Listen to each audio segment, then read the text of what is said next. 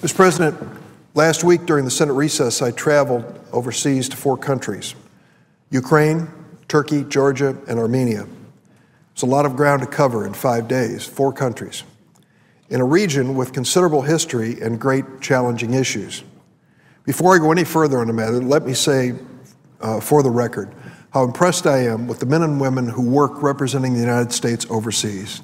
The ambassadors, all of their staff, the consular service, the military attachés, those working through the Department of Agriculture, they do us proud every day, and many of them make a personal sacrifice to represent our country. They are on the front line. Ambassador John Teft in Ukraine, Ambassador Richard Doney in Turkey, Ambassador Bass in Georgia, and Ambassador Heffern in Armenia. I want to thank them publicly for their public service.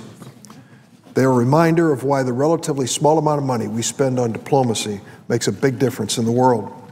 Mr. President, a visit through this region is a reminder of the legacy of the Soviet Union, the challenges facing countries like Ukraine, Georgia, and Armenia, trying to build independent and democratic nations. They inherited an environment that had been virtually destroyed by the Soviets, broken economies built on a failed Soviet model, and weak political and governing institutions. Sadly, these countries are not just trying to build modern nations, but they face increased pressure from Russia. Ukraine's a good example when it comes to the issue of energy. They continue, even though they face this pressure from Russia, to look west, to the European Union, to the United States and NATO. They long to be part of partnerships with the United States.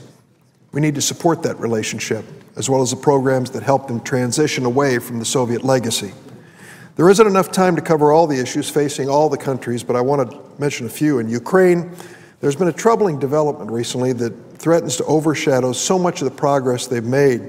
Specifically, this government, currently in control, has jailed former Prime Minister Yulia Tymoshenko over alleged wrongdoing regarding a contract for natural gas with Russia.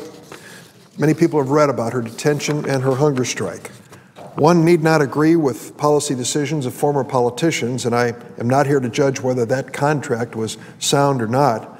But what I can say is that in a democracy, one shouldn't make a practice of jailing political opponents. It kind of discourages people from running. As long as no criminal activity occurred in a democracy, voters should decide at the ballot box if they did or didn't like policy decisions of an elected official. I had a heartbreaking discussion with Yulia Tymoshenko's daughter, Eugenia, and was deeply troubled by some of the stories I heard about her mother's detention. I also had a helpful meeting, though, with Prime Minister Azarov and President Yanukovych on many issues of shared U.S. and Ukrainian cooperation, as well as the Tymoshenko detention. They assured me that they are going to move on a timely basis to deal with this detention, and I assured them that the West was watching closely.